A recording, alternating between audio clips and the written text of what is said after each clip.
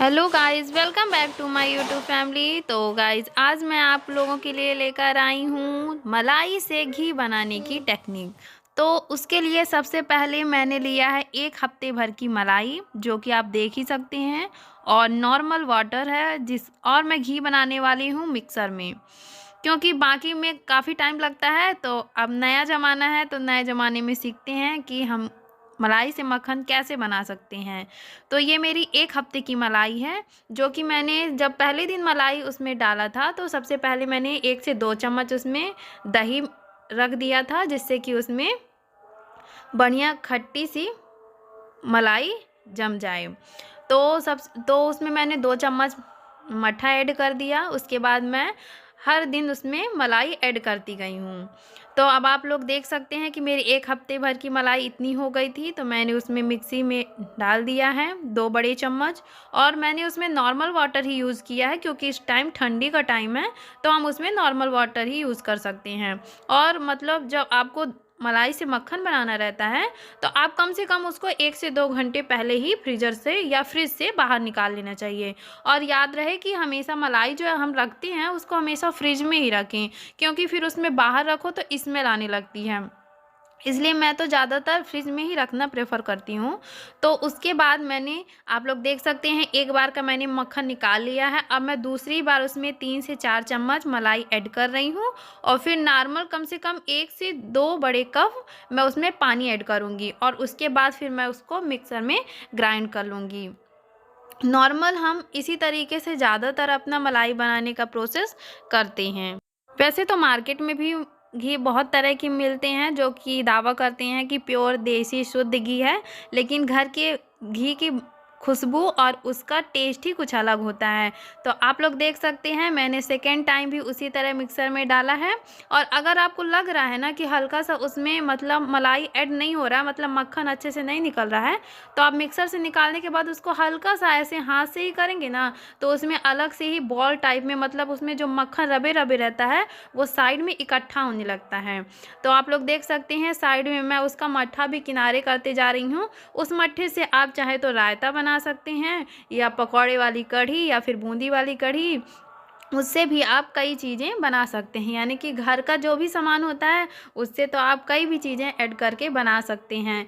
तो बाहर से लेंगे तो खाली घी आएगा, लेकिन अगर घी में आप उसी दूध से गरम करके, मैं तो वैसे ही करती हूँ कि दूध पकाऊंगी, उसके बाद फ्रिज में रख देती हूँ, और उसके बाद जो ऊपर की मलाई होती है, उसको डे बाय डे मैं उसमें रखते जाती हूँ, जिससे कि मुझे मार्केट से घी लेने की ज़रूरत नहीं पड़ती है।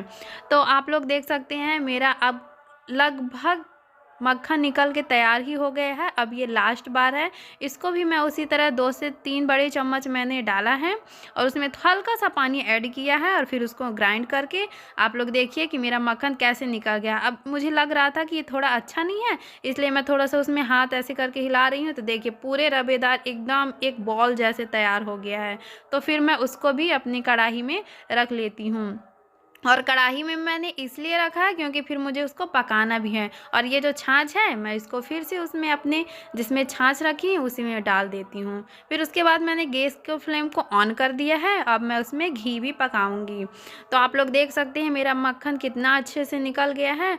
और इसको क्या करना है, आपको इसको रख के गैस में छोड़ना नहीं है, क्योंकि अगर हमेशा ऐसा होता है ना कि घी रखने के बाद हम लोग सोचते हैं जब तक ये पकता है ना, तब तक हम कुछ और काम कर लेते हैं। तो इस वजह से क्या होता है कि हमारी जो कढ़ाई होती है वह काफ़ी जल जाती है, और नीचे घी भी चिपक जाता है। तो हमको क्या करना है कि हम जब भी घी पकाएं, तो सारे काम अवॉइड कर देते हैं और केवल घी ही पकाते हैं। तो उसके लिए हमें चाहिए कि जब तक घी पकाते हैं, उसको हल्के हाथों से मतलब चलाते ही रहना है, जिससे कि उसकी तली नीचे जले ना। और जैसे ही बर्तन हमने रखा था घी पकाने के लिए, सेम टू सेम वो बर्तन वैसा ही रहे। तो आप लोग देख सकते हैं मेरे मक्खन का कलर चेंज हो रहा है, यानी कि घी पकने की रनिंग पोजीशन में आ चुका है। तो वो येलो में हो गया है, क्योंकि मैं गाय का दूध लेती हूँ, इसलिए उसका जो मक्खन रहता है, उससे जो घी बनता है, तैयार होता है, तो आप लोग देख सकते हैं उसका कलर येलो में आ रहा है। तो मेरा घी पक रहा है, और देखिए मैं चलाते रह गई हूँ ना, तो मेरी कढ़ाई जो है तो सेम टू सेम वैसे ही है जैसे मैंने पहले लिया था। अब लगभग मेरा घी पक ही गया है, तो उसको बढ़िया से चलाते रहना है धीमे-धीमे हाथों से। और उसमें जो बबल बन रहे हैं ना, तो आपका भी घी तभी पक जाता है जब उसका हल्का कलर ब्राउन होने लगता है। तो अभी मेरा घी जो है तो पकने की कंडीशन में पूरी तरह से आ चुका है। अब इसको बढ़िया हाथों से चलाते रहना है। और अगर आपको मेरी ये वीडियो थोड़ी-सी भी पसंद आई हो तो प्लीज़ ज़्यादा से ज़्यादा मेरे चैनल को लाइक, शेयर एंड सब्सक्राइब कीजिएगा। तो मैंने गैस के फ्लेम को ऑफ़ कर दिया है। आप लोग देख सकते हैं कढ़ाई मेरी गरम है, इसलिए उसको थोड़ा चलाना है जिससे कि मेरा घी एकदम से पक के तैयार हो जाए। उसके बाद मैं उसको स्टील के बर्तन में और स्टील के छन्नी से छान लेती हूँ, क्योंकि फिर वो जम जाएगा। तो आप लोग देख सकते हैं शुद्ध देसी घी बन चुका है। इसको आप रोटी या पराठा या किसी भी चीज़ में यूज़ कर सकते हैं।